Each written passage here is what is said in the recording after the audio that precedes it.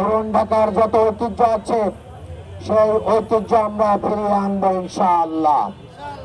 সেই ঐতিহ্য ফিরিয়ে আনার কর্মসূচির অংশ হিসাবে আজকে ঢাকার ঐতিহ্যবাহী ঘোড়ার গাড়ির র্যালি অনুষ্ঠিত হচ্ছে।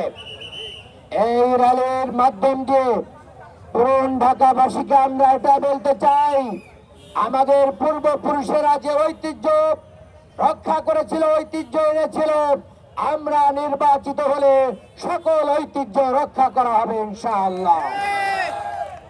আপনারা জানেন, যারা ঢাকায় বাস করেন তাদের জন্মস্থান এই পুরান ঢাকায়।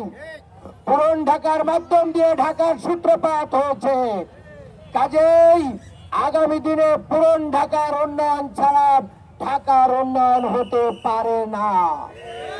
বিগত 54 বছরে যারা ক্ষমতা এসেছিল লুটপাট, চাঁদাবাজি এবং নিজেদের আখের গুছানোর কাজ করেছিল, যার কারণে পুরান ঢাকার গ্যাস সমস্যার সমাধান হয় নাই, পুরান ঢাকার রাস্তাঘাটের উন্নয়ন হয় নাই, পুরান ঢাকার বিদ্যুৎ ব্যবস্থার উন্নয়ন হয় নাই, পুরান ঢাকার মানুষের উপরে যে পরিমাণ ভ্যাট ট্যাক্স দিয়ে এই মানুষগুলোর উপরে হয়রানি করা হয় সেটারও উন্নয়ন হয় নাই।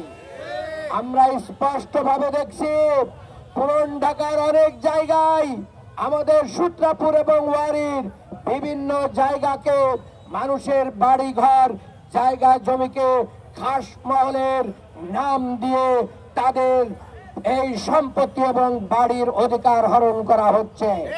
আমরা আজকের এই র্যালি থেকে স্পষ্টভাবে বলতে চাই, পুরান ঢাকার এই ঐতিহ্য রক্ষার জন্য আজকে এই খাস মহলের নামে জনগণের পরে খাস মহলের যে জুলুম চাপানো হচ্ছে অবিলম্বে এটা প্রত্যাহার করতে হবে।